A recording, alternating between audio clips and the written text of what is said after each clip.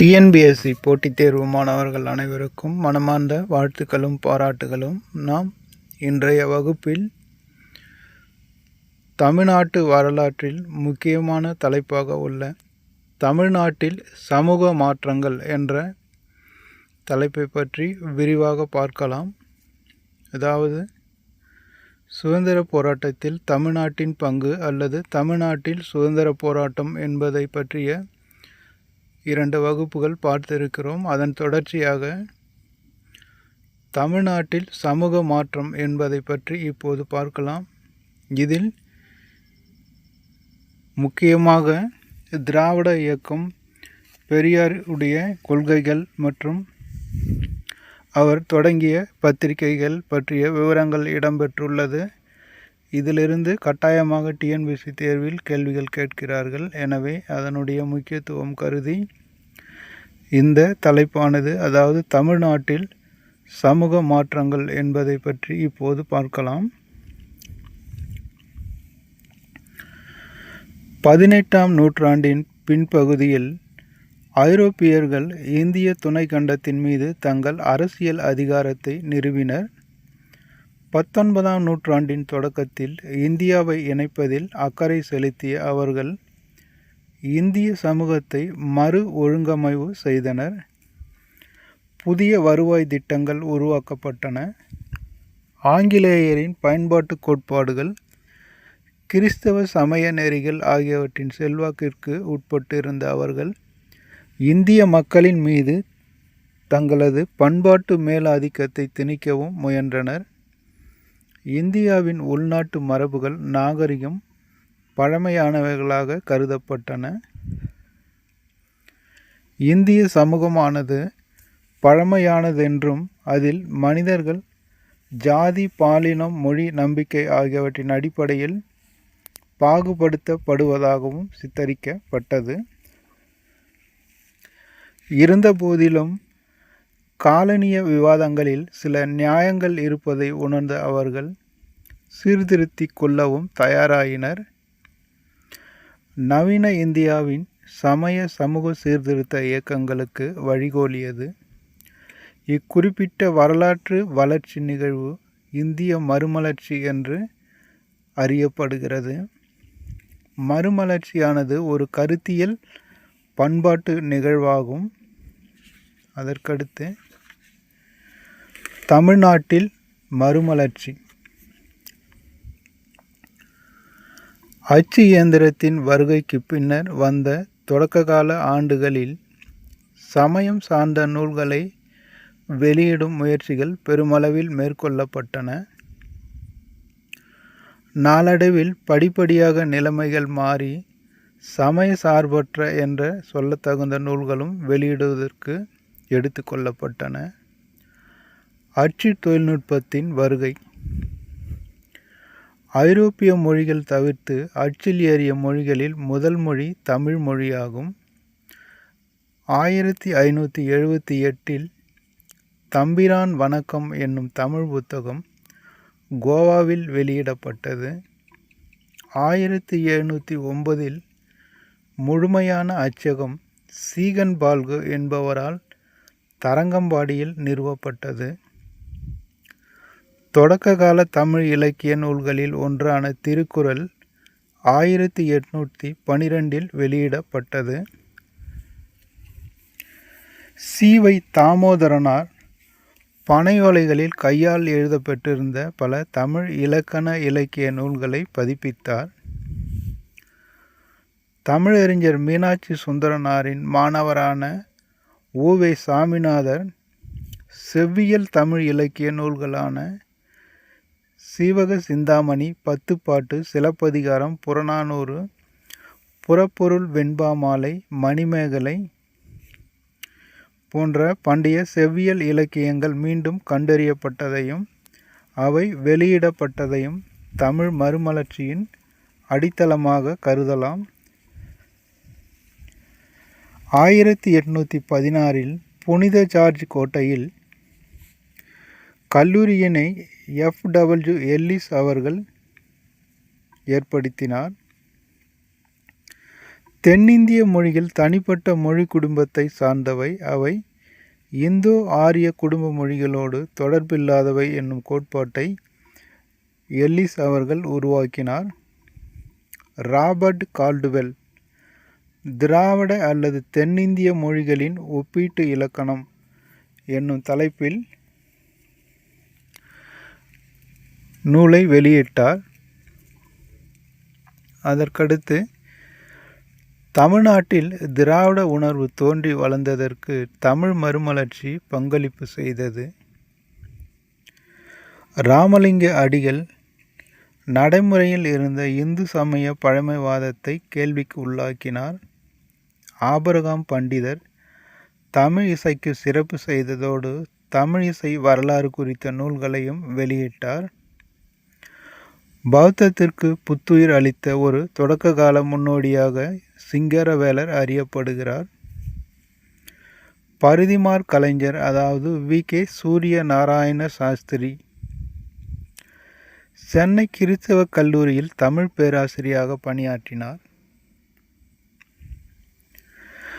தமிழ்மொழி ஒரு செம்மொழி என்றும் சென்னை பல்கலைக்கழகம் தமிழை ஒரு வட்டார மொழி என அழைக்கக்கூடாதென்று முதலாக வாராடியவர் பரிதிமாற் கலைஞர் ஆவார். 14 வரி செய்யுள் வடிவத்தை தமிழுக்கு அறிமுகம் செய்தவர் பரிதிமாற் கலைஞர் ஆவார். அடுத்து மறைமலை அடிகள் தமிழ் மொழியில் தூய்மைவாதத்தின் தந்தை என்றும் தனித்தமிழ் இயக்கத்தை அதாவது தூய்மை தமிழ் இயக்கத்தை உருவாக்கியவர் என்றும் கருதப்படுகிறார்.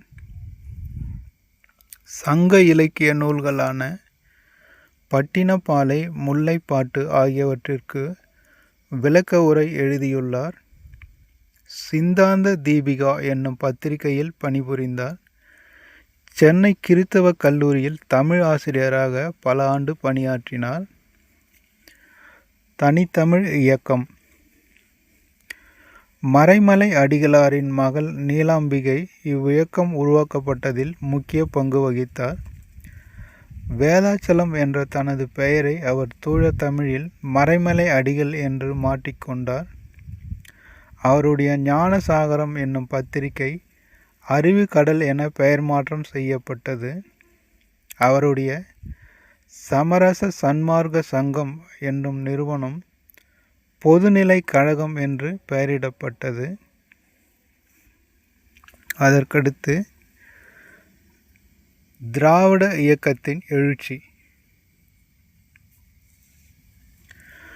1901 முதல் 1911 வரையிலான 10 ஆண்டுகளில் சென்னை பல்கலைக்கழகத்தில் பட்டப்படிப்பு முடித்த பிராமணர்களின் எண்ணிக்கை 4074 ஆகவும் அதே சமயத்தில் பிராமணர் அல்லாதவரின் எண்ணிக்கை வெறும் 1035 ஆகவும் இருந்தது. 1909 பிராமணர் அல்லாத மாணவர்களுக்கு உதவி செய்வதற்காக மதராஸ் பிராமணர் அல்லாதோர் சங்கம் என்ற அமைப்பு உருவாக்கப்பட்டது. 1912 டாக்டர் சி. நடேசனார் என்னும் மருத்துவர் மதராஸ் ஐக்கிய கழகம் என்னும் அமைப்பை உருவாக்கினார். இது பின்னாளில் மதராஸ் திராவிடர் சங்கம் என்று மாறியது. திருவல்லிக்கேணியில் ஜூலை 1916 திராவிடர் இல்லம் என்ற பெயரில் ஒரு தங்கும் விடுதியை ஏற்படுத்தினார். இப்போது மிக முக்கியமான தலைப்பாக தென்னிந்திய நல உரிமை சங்கம் என்பதை பற்றி விரிவாக பார்க்கலாம். அதாவது இதுதான் பின்னாளில் நீதி கட்சி என்று அழைக்கப்பட்டது. அதனுடைய முழுமையான விவரங்களை இப்போது பார்க்கலாம். 1916 நவம்பர் 20 டாக்டர் நடேசனார், சர் பிட்டி தியாகராயர், டி.எம். நாயர் மற்றும் அலமேலு மங்கை, தாயார் அம்மா உட்பட 30 முக்கிய பிராமணர் அல்லாத தலைவர்கள் தென்னிந்திய நல உரிமை சங்கத்தை உருவாக்கி ஒருங்கிணைத்தனர். அதே சமயம் 1916 டிசம்பரில் விக்டோரியா பொது அரங்கில் நடைபெற்ற கூட்டம் ஒன்றில் பிராமணர் அல்லாதோர் அறிக்கை வெளியிடப்பட்டது.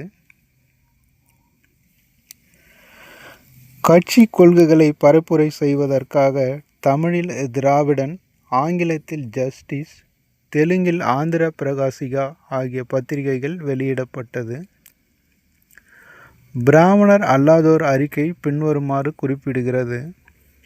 நாங்கள் ஆங்கிலேய அரசை ஆழமாக நேசிக்கிறோம், விசுவாசத்துடன் பற்று கொண்டுள்ளோம் என்று அந்த அறிக்கையில் தெரிவிக்கப்பட்டுள்ளது. மாகாண அரசுகளில் இரட்டையாட்சி முறையை அறிமுகம் செய்த பின்னர் மாண்டேக் செம்ஸ்போர்ட் சீர்திருத்தங்களின் அடிப்படையில் 1920 முதல் தேர்தல் நடைபெற்றது. நீதி கட்சி தேர்தலில் வெற்றி பெற்று இந்தியாவின் முதல் அமைச்சரவை சென்னையில் அமைத்தது. சுப்பராயலு சென்னை மாகாணத்தின் முதலமைச்சரானார். மேலும் நீதி கட்சியானது 1920 இருந்து 1923 மற்றும் 1923 இருந்து 26 ஆகிய ஆண்டுகளில் அரசமைத்தது. காங்கிரஸ் கட்சி சட்டமன்றத்தை புறக்கணித்த சூழலில் நீதி கட்சி 1937 தேர்தல் நடைபெறும் வரை ஆட்சி தொடர்ந்து நீடித்தது. 1937 தேர்தல்களில் முதலாக பங்கேற்ற இந்திய தேசிய காங்கிரஸ் நீதி கட்சியை படுதோல்வி அடைய செய்தது. நீதி கட்சியின் திட்டங்களும் செயல்பாடுகளும்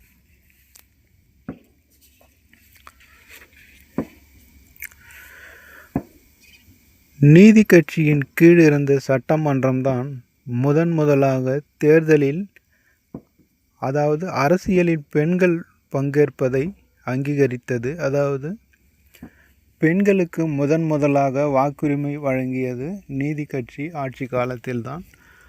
1921 ஆண்டு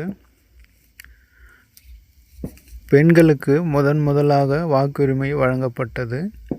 இத்தீர்மானம் பெண்களுக்கென இடத்தை ஏற்படுத்தியதால் 1926 முத்துலட்சுமி அம்மையார் இந்தியாவின் முதல் பெண் சட்டமன்ற உறுப்பினராக முடிந்தது. வகுப்புவாரி அரசாணை இயற்றப்பட்டன. 1924 பணியாளர் தேர்வு வாரியத்தை நீதி கட்சி அமைத்தது. இம்முறையை பின்பற்றி பிரிட்டிஷ் இந்திய அரசு 1929 பொது பணியாளர் தேர்வாணையத்தை உருவாக்கியது. இவைகள் தவிர சமய நிறுவனங்களை சீர்திருத்துவதிலும் நீதி கட்சி கவனம் செலுத்தியது. தமிழ்நாடு பெரும் எண்ணிக்கையிலான கோவில்களை கொண்டுள்ளது. அவை பெரும் செல்வ வளத்தையும் பெற்றிருந்தன.